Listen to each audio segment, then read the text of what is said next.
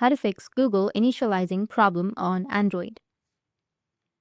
So if you want to fix Google initializing problem on your Android, then what you need to do is first you need to restart your phone.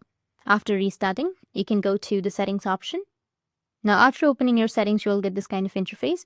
Now you need to click on the additional settings option, which might be right here. And once you tap on it, you need to click on application management.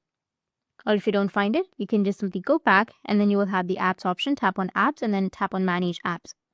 Now you need to find Google. So go with search and then search for Google. Once you search for Google, you'll find the Google application. Just tap on Google and then go with clear data, which will be in the bottom right, and then tap on clear cache. Now tap on OK, and after clearing your cache, your problem might be fixed. You can go and restart your device, and that's it. That's how you can fix Google initializing problem on your Android. And if you have any questions, feel free to comment below. Thanks for watching.